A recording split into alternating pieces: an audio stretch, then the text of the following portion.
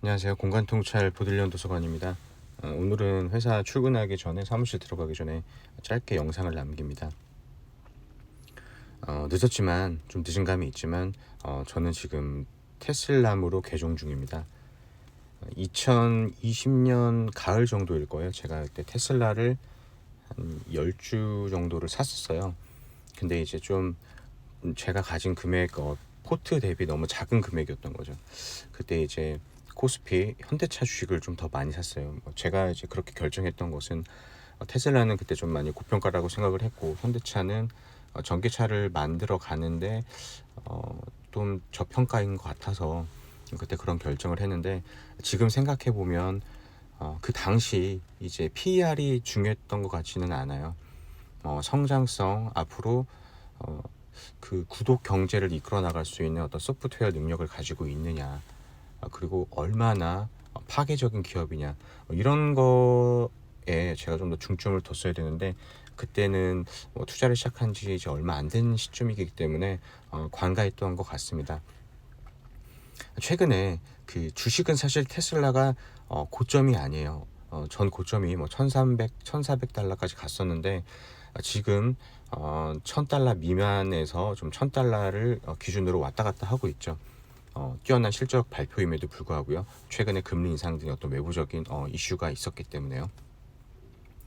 저는 지금 제가 가진 주식을 조금 잘 그것도 이제 분할로 잘 엑시트 해가지고 테슬라로 계속 좀 분할 매수 지분을 늘려가고 있습니다. 그래서 테슬라무로 개종 중입니다. 어떤 그런 과정을 여러분께 좀 말씀드리고 싶습니다. 제가 테슬라에 관심이 없었던 것은 아니고, 이렇게 일론 머스크 전기까지 읽을 정도, 그리고 레이어드님의 미국 주식 투자 원칙, 관심이 많았습니다. 이제 좀 포트의 비중이 좀 작았을 뿐이죠. 그 포트 비중을 좀 변경하는, 바꾸는 그런 과정이 제가 테슬람이 되는 과정이라고 보시면 될 것 같습니다. 지금 퇴근하고 나서 저는 그 근처에 있는 커피빈에 들려가지고 좀 공부를 많이 하고 있습니다. 커피빈이 스타벅스보다 좋은 점은 사람이 일단 별로 없고요. 그 다음에 음악이 약간 그 미국 스타일, 재즈 스타일의 음악을 아직까지 좀 이런 분위기 노래를 많이 틀어주더라고요. 그래서 그거 들으면서 공부를 하고 있습니다. 이번 주에 테슬라 관련된 책들 공부할 거를 제가 이렇게 네 가지를 꼽아봤습니다. 먼저 테슬라 임팩트 리포트 2020년에 나온 거 제가 칼라로 이제 PDF 출력을 해가지고 이렇게 바인더를 좀 했고요. 그다음에 최원석 기자님의 테슬라 쇼크, 이거는 최근에 읽었습니다. 굉장히 내용이 좋더라고요. 그다음에 애슐리 반스의 일론 머스크 미래의 설계자, 일론 머스크의 어떤 실제 모습을 어떤 사람인지를 알 수 있는, 거의 뭐 책으로 나온 것 중에서는, 매체 중에서는 유일한 책이 아닐까 싶습니다. 그리고 테슬라 원조격인 레이어드님의 미국 주식 투자 원칙, 이분은 이제 블로그도 하시고 트위터도 하시는데, 요즘은 블로그보다는 트위터를 더 열심히 하시는 것 같더라고요. 그래서 팔로우 해가지고 이분의 어떤 생각과 정보를 많이 받고 있습니다. 한 번씩 읽어봤던 책들인데 재독할 계획입니다. 2022년 한 해 준비된 공부와 믿음으로 연준 금리 인상 등 시장이 공포에 빠질 때마다 지분을 늘려갈 예정입니다. 2022년 4월 24일 현재 지분 이제 좀 17개를 가지고 있습니다. 이거를 조금씩 늘려나갈 생각입니다. 그렇지만 제가 그동안 시행착오를 겪었던 거에 봤을 때, 항상 어떤 확신이 들었을 때는 제가 이 기업의 어떤 장점밖에 보이지 않기 때문에 조금 너무 한 번에 이제 좀 몰빵하게 되는 경우가 있습니다. 그런 것들을 제가 심리적으로 잘 다독여서, 아무리 제가 이 기업에 확신이 들고 이 기업의 미래가 밝아도 철저히 분할 매수로 접근할 거고요. 그 분할 매수의 기간은 2022년 올 한 해 이상으로 잡고 있습니다. 분명히 올 한 해는 금리 인상 등의 이슈들이 많기 때문에 9차례나 금리 인상이 있을 때마다, 그때마다 얼마나 시장이 출렁거리겠습니까? 아무리 테슬라라고 해도요. 그래서 분할 매수 기간을 좀 장기적으로 보고 있습니다. 이거는 그 좀 사이버 트럭 모습입니다. 앞으로 저는 이 사이버 트럭의 모습을 보면, 이게 지구 행성으로 봤을 때 지구하고 어울리는 디자인이 아니다. 이거는 화성을 염두에 두고 만든 디자인 아닌가. 그러니까 사실 화성 거의 우주 탐사를 하는 그런 어떤 그 자동차 같은 느낌을 받습니다. 그래서 이거는 디자인이 훌륭하다 뭐 이런 개념으로 접근할 게 아니고요. 완전히 기존의 어떤 뭐 벤츠, BMW, 포르쉐 이런 디자인과는 완전히 차원이 다른 레벨이 다른 그런 디자인이 아닌가. 그래서 제가 화성형 픽업 트럭이라고 표현을 썼습니다. 그래서 앞으로 화성형 픽업 트럭, 사이버 트럭이 도로에 뭐 2023년 이후로 도로에 만약에 깔리면 이제 앞으로 매수 기회도 좀 쉽지 않나 생각이 듭니다.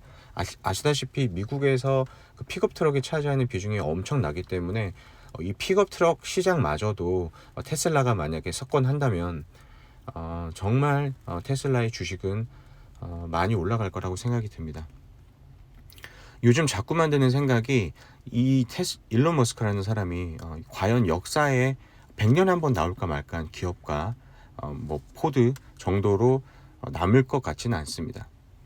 푸틴이 뭐 바이든도 물론 견제하겠지만 이 한 나라의 기업가인 일론 머스크를 견제하는 것만 봐도 정말 이 사람이 탈기업가라는 생각이 듭니다. 이 사진은 테드 인터뷰했던 그 짤이고요. 앞으로 이거는 물론 진행형이죠. 친환경 모빌리티를 하드 캐리하고요. 과연 일론 머스크가 테슬라라는 회사를 만들어서 스타트업을 만들어서 이렇게 전기차의 시대를 이끌지 않았으면 과연 기존 내연기관 업체들이 전기차를 지금처럼 발빠르게 만들고 있었을까요? 저는 아니라고 생각합니다. 내연기관 차들은 분명히 지금 내연기관 차를 만들어도 수익이 났었기 때문에 굳이 전기차로의 어떤 그 산업의 패러다임을 바꾸려는 노력을 하지 않았을 겁니다. 제가 봤을 때 이 모든 어떤 변화는 일론 머스크가 그냥 멱살 잡고 끌고 간 겁니다. 그래서 일론 머스크 한 개인이 친환경 모빌리티라는 어떤 이런 시대적 흐름 변화에 굉장히 큰 기여를 했다고 생각합니다.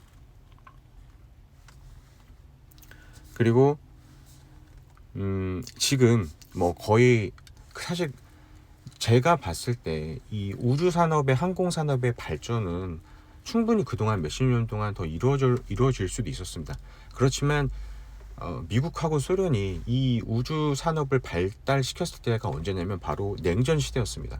그러니까 냉전 시대 어떤 정치적인 목적이 끝나니까 사실 우주 항공 산업에 미국이 발을 놓고 있었습니다.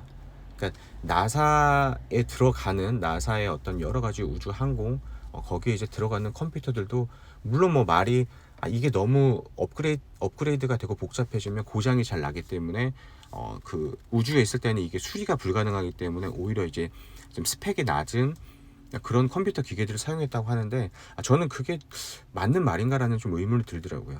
그동안 제가 봤을 때는 정치적인 이슈, 쇼를 위한 목적으로 치열하게 우주항공 산업을 발전시켰던 소련과 경쟁하면서 그러다가 그 이후에 그냥 놓은 거죠. 그냥 우주항공 산업을.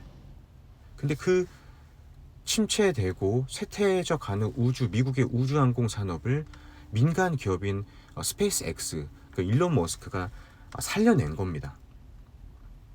정말 그 로켓가 뒤로 백해서 후진해서 착륙을 다시 하는, 그래서 재활용이 가능한 로켓을 이런 생각을 누가 하고 이런 거를 누가 만들어냈겠습니까? 저는 일론 머스크가 가진 어떤 그런 공학적인 물리학적인 그런 상상력과 그거를 산업으로 실제로 물건으로 만들어내는 어마어마한 초인적인 추진력, 이 두 가지를 일론 머스크가 가지고 있기 때문에 정말 뭐 바로 당장은 아니겠지만 정말 우주 시대에 인간의 우주 시대에 어떤 기틀을 마련하는 어떤 최초의 인간이 되지 않을까, 일론 머스크라는 사람이. 그렇다면 역사에 100년에 한 번 나올까 말까 하는 위인이 아니고 역사에 1000년에 한 번 나올까 말까 하는 인물로 기억될 것이라고 생각이 됩니다. 그럼 오늘 영상은 이것으로 마치고요. 오늘 한 주 잘 보내시길 바랍니다. 감사합니다.